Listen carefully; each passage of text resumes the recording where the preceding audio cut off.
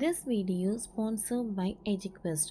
இது online courses provide பண்ணுற company. இதில் நிறைய ஆன்லைன் கோர்சஸ் இருக்குது. Advance marketing combo, digital marketing student combo, accounting and GST combo, advanced stock marketing, இன்னும் நிறைய கோர்சஸ் இருக்குது. இந்த வீடியோ உங்களுக்கு ரொம்ப யூஸ்ஃபுல்லாக இருக்கும். இதோட லிங்க் உங்களுக்கு டிஸ்கிரிப்ஷனில் கொடுக்குறேன். தேவைப்படுறவங்க யூஸ் பண்ணி பாருங்கள்.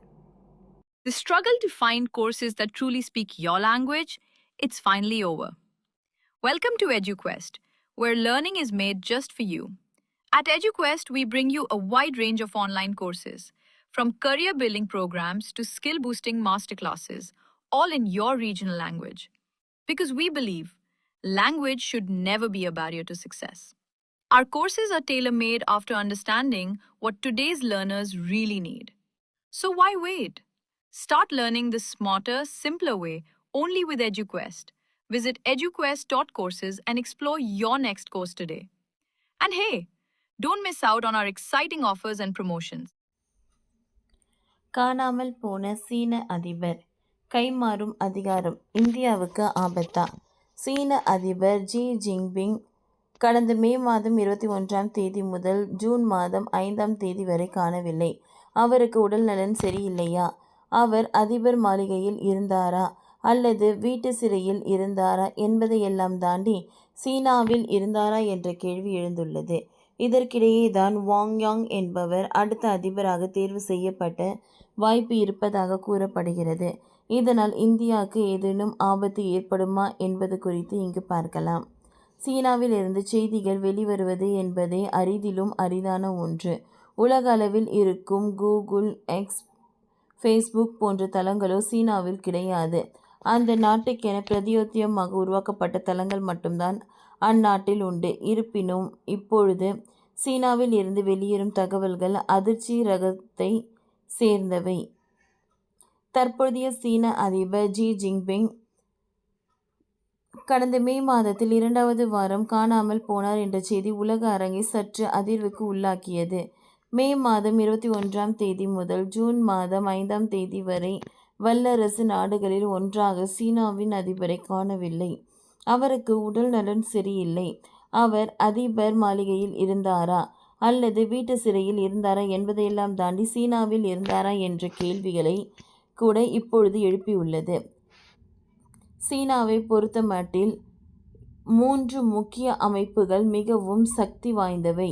அவை சிபிசி என்றழைக்கப்படும் கம்யூனிஸ்ட் பார்ட்டி ஆஃப் சைனா, 2வது நாட்டின் அதிபர் பொறுப்பு. அடுத்ததாக 3வது இடத்தில் சிஎம்சி, அதாவது சென்ட்ரல் மிலிட்டரி கமிஷன் என்ற அமைப்புகள்.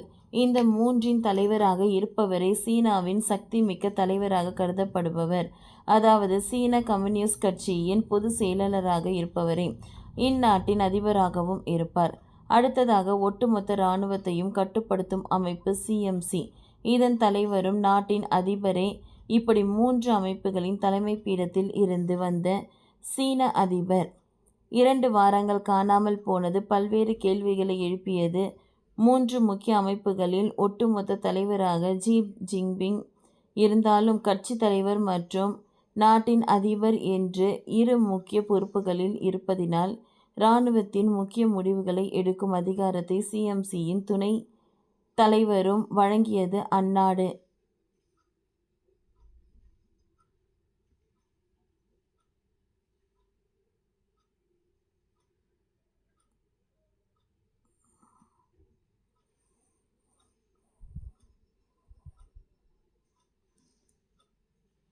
ஏற்கனவே 2022 முதலே லைன் ஆஃப் அக்ஸ்வெல் கண்ட்ரோல் அருகே இராணுவ நடவடிக்கைகளில் ஈடுபட வேண்டாம் என சீனாவின் பீப்புள்ஸ் லிபரேஷன் கமாண்டர்கள் துடித்து கொண்டிருக்கின்றனர்.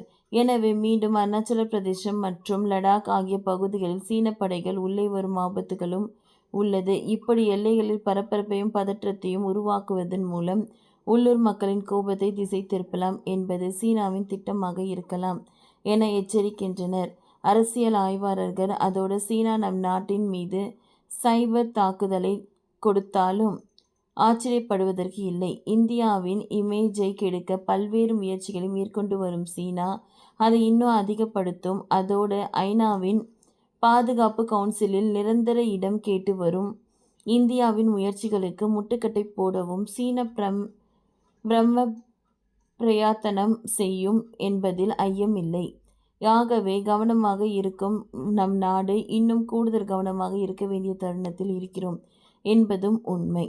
ஓகே ஃப்ரெண்ட்ஸ், இந்த வீடியோ உங்களுக்கு யூஸ்ஃபுல்லாக இருந்ததுன்னா லைக் பண்ணுங்கள், ஷேர் பண்ணுங்கள், சப்ஸ்கிரைப் பண்ணுங்கள். தேங்க்யூ.